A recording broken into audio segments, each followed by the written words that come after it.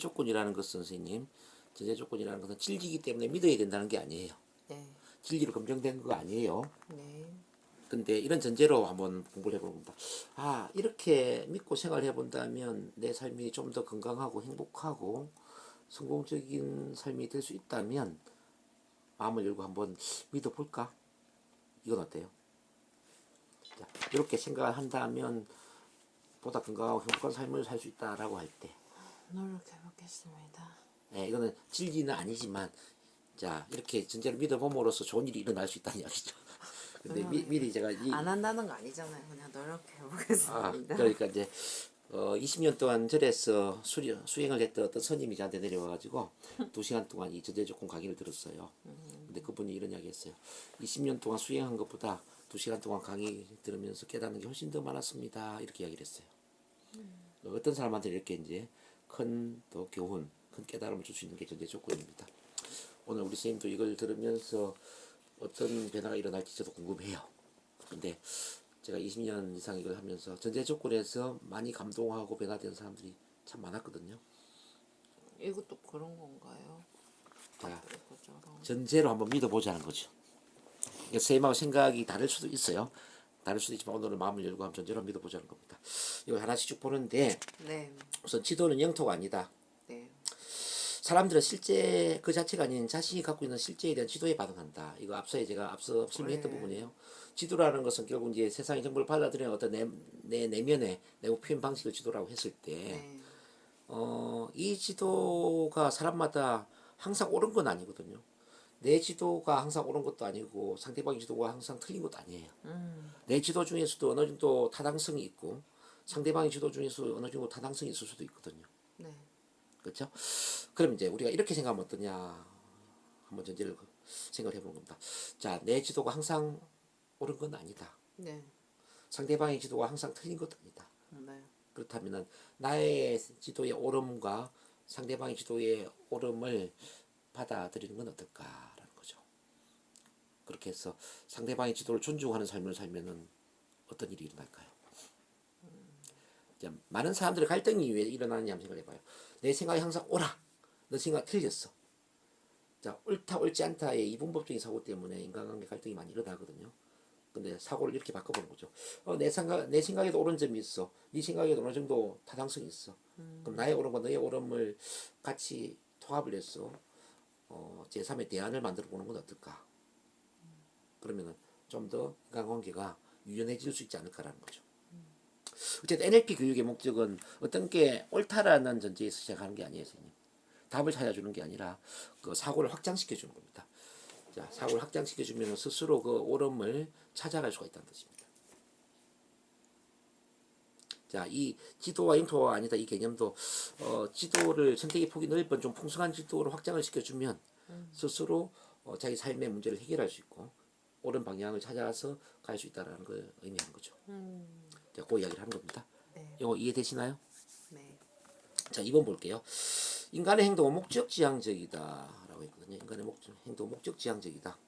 우리가 의식하건 의식하지 못하던 사람들은 어떤 목적을 가지고 행동을 한다는 뜻이죠. 네. 근데 행동의 목적은 두 가지예요. 하나는 회피적인 어떤 동기, 두 번째는 지향적인 동기.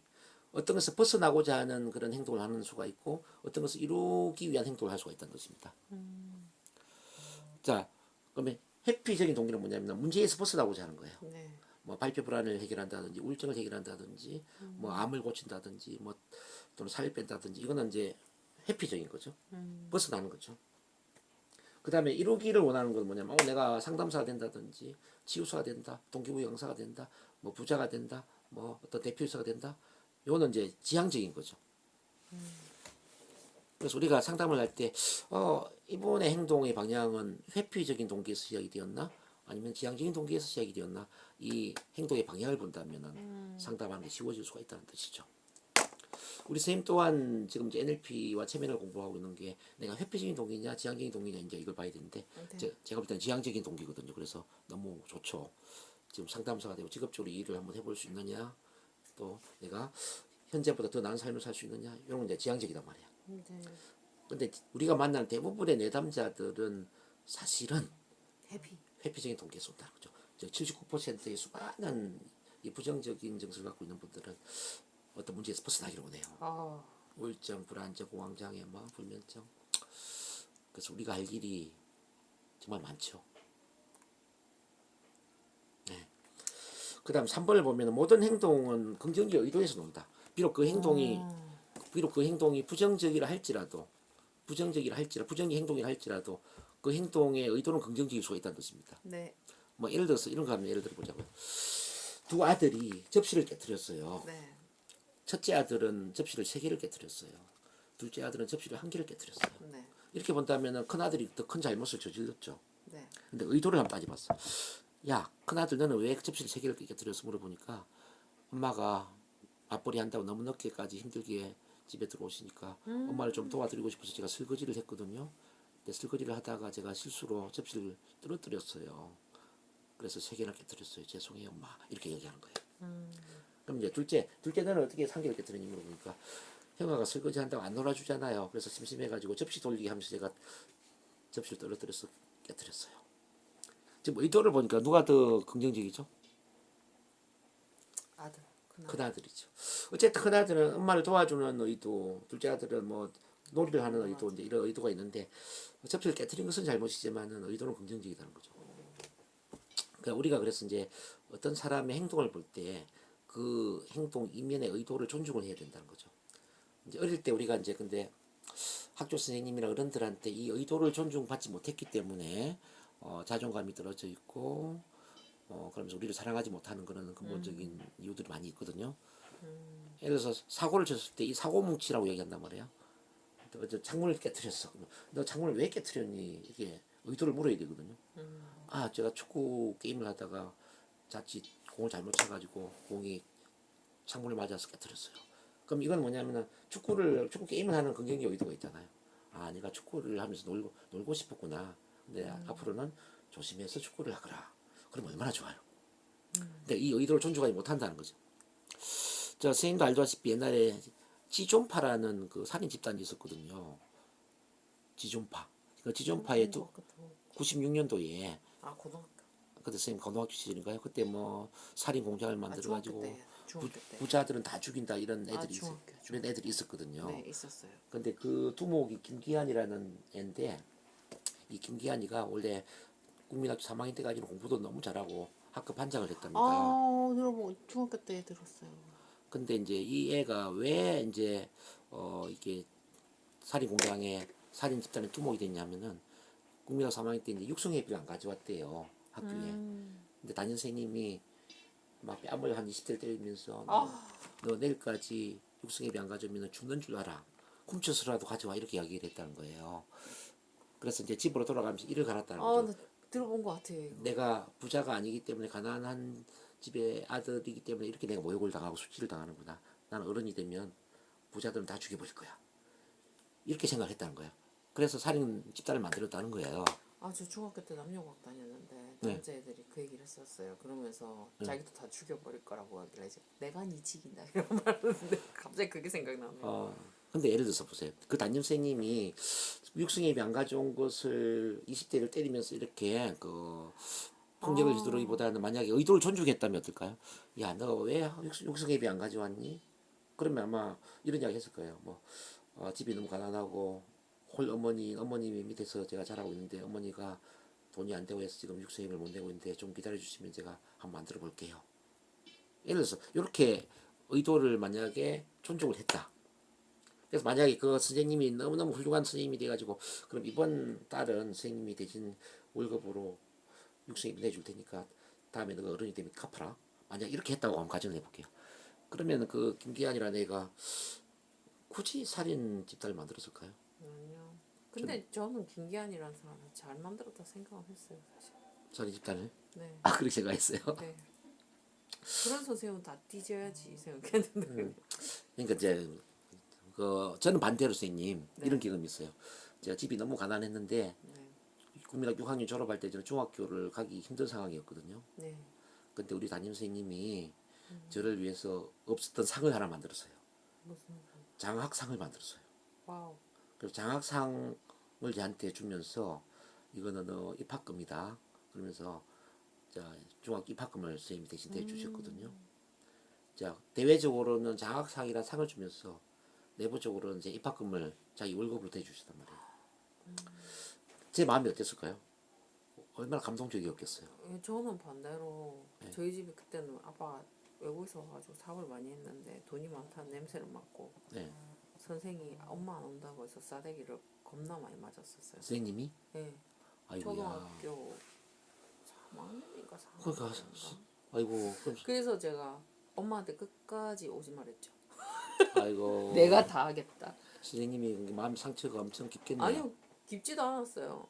그러니까 이제 그 학교 쌤에 대한 불신이나 많아요. 그거는 많아요. 그렇겠네요. 네. 저는 반대로 이제 선생님들에 대한 감사함이나 어. 믿음 되게 강하거든요. 이렇게 3학년, 6학년 때 그 선생님이 그렇게 했지. 그리고 중1 때는 국어 선생님을 잘 만났는데요.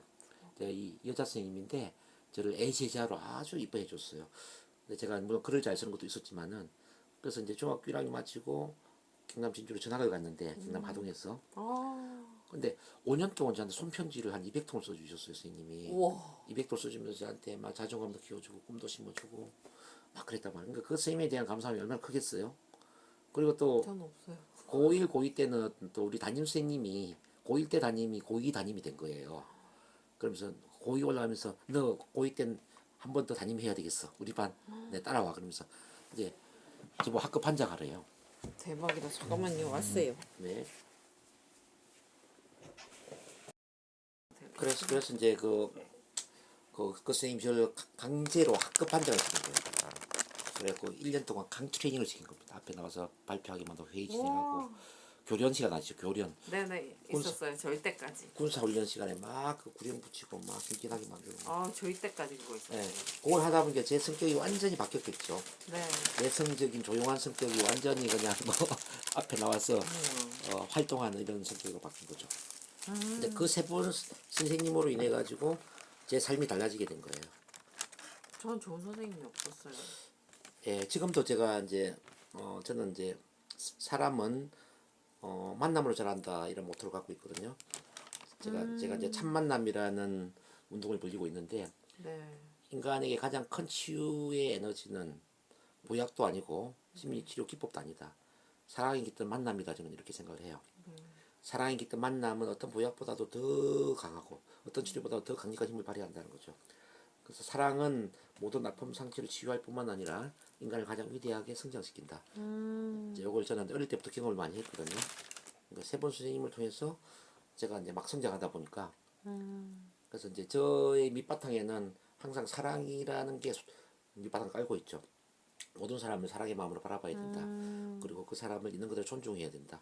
그래서 참 만남을 제가 벌린 지가 지금 한 15년 정도 됐는데 제가 평생 해온 가족을 만드는 이유도 그래요. 모든 인간은 평생 가족이 될 때 든든한 백을 갖는 것처럼 마음의 위로를 받는 거죠. 그래서 인간은 법적인 가족과 심리적인 가족 두 개 가족이 필요하다고 저는 생각을 해요. 법적인 가족 지금 현재의 가족, 심리 가족은 뭐냐면은 우리가 이제 그 실제 가족은 아니지만 심리적으로 가족 역할을 하는 거예요. 심리적으로 평가 판단 없이 있는 그대로 수용 존중해주고 공감해주고 이해해주고 있는 그대로 그 사람을 받아주고 응원해주고 지지해주는 이런 가족을 이제 심리 가족이라고 이야기를 하거든요. 선생님은 인복이 많으셔서 그런 것도 아닐까요? 자 인복이 물론 이제 많은 것도 네, 있지만은 그렇게 보여서. 저는 한 사람 한 사람을 보석처럼 생각을 해요 사실은. 제가 물론 그 선생님으로부터 세 분 선생님으로부터 이렇게 성장을 해서 그럴 수도 있지만은 저는 사람이야말로 이제 정말 보석과 같은 귀한 존재라고 보거든요. 그러니까 귀한 인연과 귀한 만남에 의해서 인간은 자란다. 그래서 헬렌 켈러를 위대하게 만든 힘은 앤 슬리반 선생님이잖아요. 자, 우리에게 앤 슬리반 선생님 같은 사람이 한 명 이상만 있다면 누구나 위대해질 수 있다고 저는 보거든요. 그 김기환 같은 그런 지존파의 두목도 그 앤 슬리반 선생님 같은 그런 멘토를 만나지 못했기 때문에 범죄자의 두목이 된 것처럼. 자, 우리가 이제 정말 앤 슬리반 같은 역할을 누군가한테 해줄 수 있다면은 위대해지지 않을 사람이 누가 있겠는가. 그래서 이제 이 NLP 체면 치료를 하면서 우리가 이제 이런 앤 슬리반과 같은 그런 역할을 해야 되지 않을까. 이게 제 생각입니다. 다 그렇게 하고 그러면 네 번째 볼게요. 네 번째가 굉장히 중요한 거거든요. 네. 이 무의식은 선의적이다. 자, 이건 어떤 의미냐? 무의식은 항상 우리를 돕고자 한다. 음. 자, 무의식은 우리를 돕고자 하는데 선생님 무의식은 말을 할 수가 없잖아요. 네. 그래서 이제 무의식을 우리가 돌쇠라고 비유를 할 수 있어요. 돌쇠. 음. 옛날에 그 보면은 벙어리 삼룡이라는 소설 읽어보신 적 있으세요? 아, 본 것 같아요. 옛날에 고전 문학 맞죠? 네, 맞아요. 벙어리 삼룡이가 벙어리 삼룡이가 마님을 돕고자 하잖아요. 네. 근데 벙어리 삼룡이는 말을 못하니까 표현을 못해요. 네, 이 장면 한번 봐봐요. 벙어리 삼룡의 마지막 장면인데 마님이 잠을 자고 있는 그 집에 불이 난 거예요. 마님이 안에서 이제 문을 잠그고 자요. 아, 근데 그죠. 근데 이제 이 벙어리 삼룡이는 마님을 구해야 되잖아요. 그래서 말을 막 두드려요. 마님 불 났어요. 나와야 돼요. 근데 마님이 야 밤에 잠을 자야지 왜 말을 두드리고 난리냐 이렇게 이야기를 해요. 그럼 그 말을 들었을 때 이 벙어리 삼룡이는 말을 두드리는 걸 멈춰야 될까요? 계속 두드려야 될까요? 계속 두드려야죠. 계속 두드려야 돼요. 바로 이거예요, 선생님.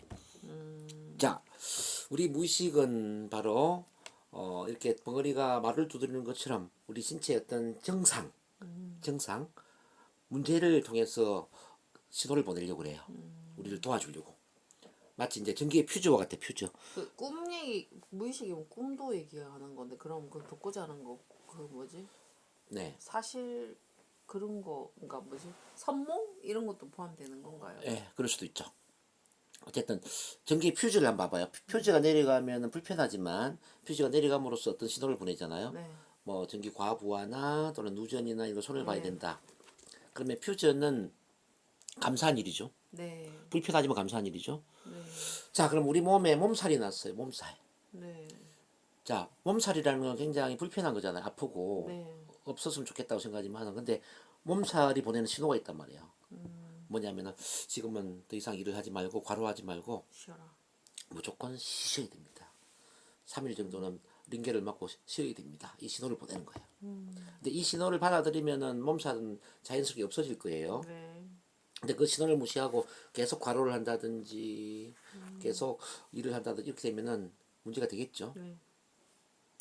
자, 우리의 신체의 어떤 질병도 무의식이 보내는 신호고요. 네. 우리 인생에 일어나는 시련 고난도 우리 무의식이 보내는 신호고, 네. 우리 마음의 우울증이나 불안증이나 이것도 전부 신호라고 보셔야 돼요. 아. 근데 그 신호를 받아들이는 순간 우리 삶은 마술처럼 발전하고요. 자, 문제는 사라지는 거예요. 우리가 왜 인생이 힘드냐면은 신호를 받아들이지 못하기 때문입니다. 몸살이 났는데도 쉬지 않고 일을 하는 것처럼 우리 인생의 시련 고난이 주어지면서 분명히 어떤 신호를 보내는데 그 시련 고난이 보내는 신호를 무시하는 거예요. 네. 실패라는 것도 신호고요. 다 신호거든요. 자, 그래서 무의식이 보내는 그 신호가 뭘까를 한번 생각을 해봅니다. 네. 우리 선생님 삶에 만약에 풀리지 않는 뭔가 있었다면은 그건 선생님을 고생시키기 위해서 보낸 게 아니고요. 그 풀리지 않는 어떤 그런 상황을 통해서 어떤 신호를 보낼 거예요. 자, 일이 안 되는 것도 마찬가지고요. 어떤 시련, 고난, 뭐 또는 사기, 뭐 외로움, 뭐 다 이거 포함되는 이야기예요. 이런 것들이 보내는 신호들이 있다는 거죠. 자, 그래서 항상 질문해야 돼요. 스스로한테 지금 일어난 이 시련 고난은 나한테 어떤 신호일까? 만약에 몸에 병이 났어. 그러면 이 신체적으로 힘든 것은 아픈 것은 어떤 신호일까? 자, 지금 살이 안 빠진다 그랬잖아요. 왜 살이 빠지지 않는 것은 어떤 신호일까? 이 다 불안의 신호거든요. 신호. 예? 불안의 신호. 선생님은 스트레스 관리를 하라는 거거든요. 지금 네. 스트레스 관리를 하고 지금 선생님 자신을 더 많이 사랑하라는 신호거든요. 네. 스트레스 관리가 안 됐고 지금 나를 사랑하지 못하고 네. 과거의 부정적인 것에 많이 집착을 하고 있기 때문에 몸마저도 신체마저도 힘들다 이렇게 봐야죠. 마음이 정화가 돼야 되고요. 그리고 이제 과거에 일어난 모든 일들에 대한 이른바 이제 용서와 감사의 마음 그리고 미래를 위한 어떤 자원이 될 수 있도록 활용을 할 수 있는 힘 활용을 할 수 있는 그런 힘들이 네. 훈련돼야 되겠죠.